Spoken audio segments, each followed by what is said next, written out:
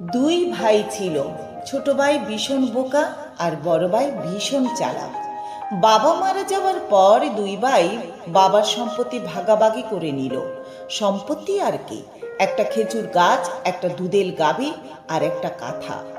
বড় ভাই ভুজুং বাজুং দিয়ে ছোট ভাইয়ের সাথে ভাগাভাগি করলো এভাবে: খেজুর গাছের আগা বড় ভাইয়ের এবং গোড়া ছোট ভাইয়ের, গরুর মাথা ছোট ভাইয়ের আর পিছনের দিকটা বড় ভাইয়ের, আর কাঁথা দিনের বেলায় ছোট ভাইয়ের কাছে থাকবে, কিন্তু রাতের বেলায় বড় ভাইয়ের কাছে।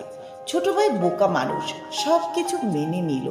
খেজুর গাছের গোড়ায় সে পানি দেয়, গরুর মাথাকে ঘাস খাওয়ায়, আর দিনের বেলায় কাঁথা রোদে শুকাতে দেয়। বড় ভাই মহা আনন্দে খেজুর খায়, খেজুরের রস খায়, গরুর দুধ খায়, আর রাতে কাঁথা মুড়ি দিয়ে আরামে ঘুমায়। ছোট ভাই ভাগ চাইলে বলে, নে, গরুর মাথা থেকে দুধ নে, দিনের বেলা কাঁথা মুড়ি দিয়ে ঘুমা। ছোট ভাই কি আর করে, নিজের ভাগ্য মনে করে নীরবে খেটে যায়। একদিন এক চালাক লোকের সাথে তার দেখা হয়। সব শুনে চালাক লোক তাকে বুদ্ধি শিখিয়ে দিল। পরের দিন বড় ভাই খেজুর গাছের রস লাগাতে উঠতে একটা কুঠার নিয়ে ছোট ভাই গাছের গোড়ায় কোপ দিতে শুরু করে। বড় ভাই তখন বলে, আরে আরে করিস কি? ছোট ভাই বলে, আমার অংশে আমি যা খুশি করব। বড় ভাই সব বুঝতে পারে, বলে, কি চাস বল? ছোট ভাই তখন জবাব দেয়, ফল আর রসের সমান ভাগ সাথে। তুমিও গাছের যত্ন নিবে, আমিও গাছের যত্ন নিব। বড় ভাই কি আর করে, সব কিছু মেনে নেয়। আবার বড় ভাই গরুর দুধ দোয়াতে যেতে ছোট ভাই লাঠি নিয়ে গরুর মাথায় মারতে থাকে।